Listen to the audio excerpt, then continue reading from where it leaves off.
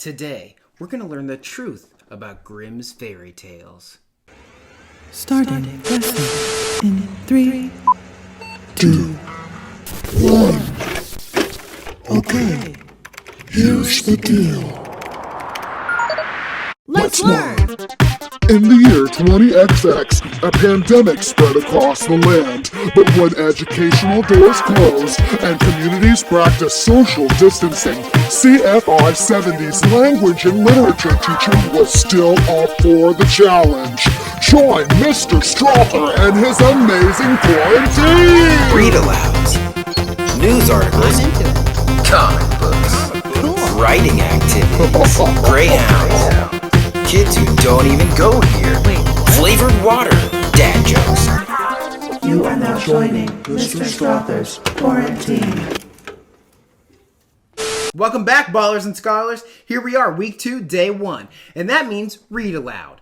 Now today we're going to be discussing Grimms Fairytales. It's a collected anthology of stories from the early 1800s, and the Grimms brothers were from Germany, where oral storytelling was a common tradition, but it was almost lost to time until they made their first collected volume. They continued these collected volumes all throughout the 1800s. Now you may have heard of some of these stories. In fact, you may have heard of the story I'm going to read today, but I bet you it's a little bit different. And although they were labeled for children originally, maybe that's not really the case.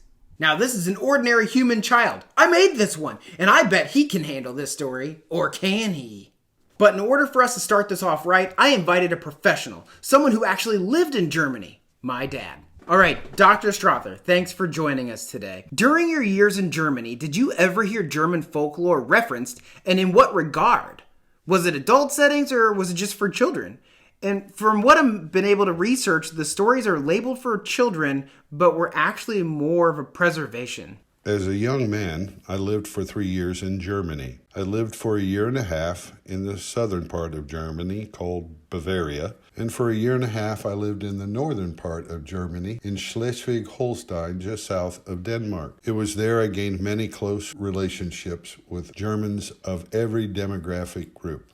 We would sit together often in the evenings and share stories together. Often would come up their favorite stories, which were the Grimms Fairytales. And most often the discussion centered around the original scary versions, which were often even violent in their content. As we shared stories around those tables in those German homes in the evenings, it became apparent that the conviction was that the original scary Grimms Fairy Tales were meant for children. They had a purpose. The purpose was to scare children into doing right things, or to scare children to stop them and prevent them from doing wrong things, or things that would wind up leading to danger for them. If American and Americanized stories dream of attainment and the realization of the self, what seems to be the purpose of these fairy tales? Some of the modern animated films on the Grimms Fairy Tales, like Cinderella, have been cleaned up from their original versions, which were quite gruesome in parts. They were cautionary tales for children. So keeping that context in mind, let's see what the cautionary tale might be in this story for children. You can find this story linked on clever.com. I attached this collection of Grimms Fairy Tales straight from Project Gutenberg, which is also another reference on there in case you want to find other free books. This story is called The Straw, the Coal, and the Bean. In a village dwelt a poor old woman who had gathered together a dish of beans and wanted to cook them. So she made a fire on the hearth, and that it might burn the quicker, she lighted it with a handful of straw. When she was emptying the beans into the pan, one dropped without her observing it, and lay on the ground beside a straw. And soon afterwards, a burning coal from the fire leapt down to the two. Then the straw began and said, "Dear friend, from whence do you came here?" The coal replied, "I fortunately sprang out of the fire, and if I had not escaped by sheer force, my death would have been certain. I should have been burnt to ashes." The bean said, "I too have escaped with a whole skin, but if the old woman had got me into the pan, I should have been made into broth without any mercy like my comrades." "And would a better fate have fallen to my lot?" said the straw. The old woman has destroyed all my brethren in fire and smoke. She seized 60 of them at once and took their lives. I luckily slipped through her fingers. But what are we to do now? Said the coal. I think, answered the bean, that as we have so fortunately escaped death, we should keep together like good companions, and lest a new mischance should overtake us here, we should go away together and repair to a foreign country. The proposition pleased the two others, and they set out on their way together.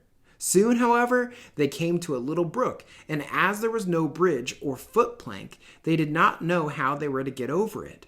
The straw hit on a good idea and said, I will lay myself across, and then you can walk over on me as a bridge.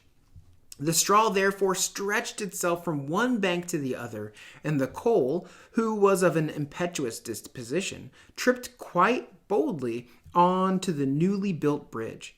But when she had reached in the middle and heard the water rushing beneath her, she was after all afraid, and stood still and ventured no farther. The straw, however, began to burn, broke in 2 pieces, and fell into the stream.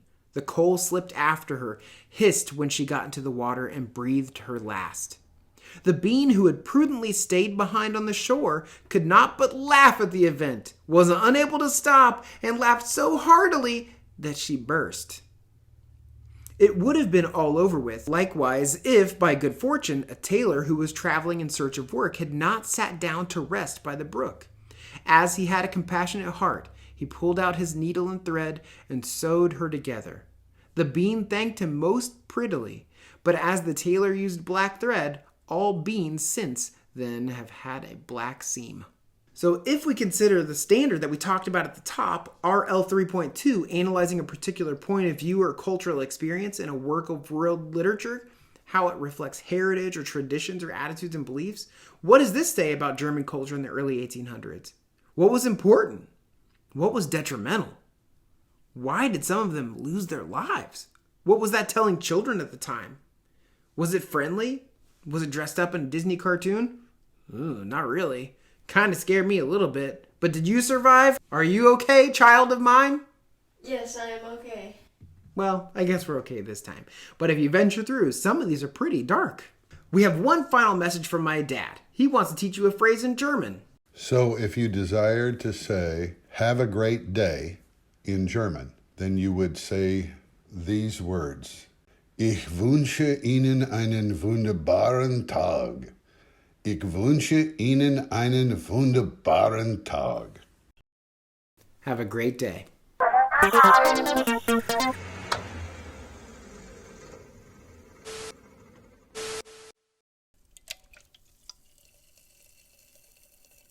Strawberry bubbly.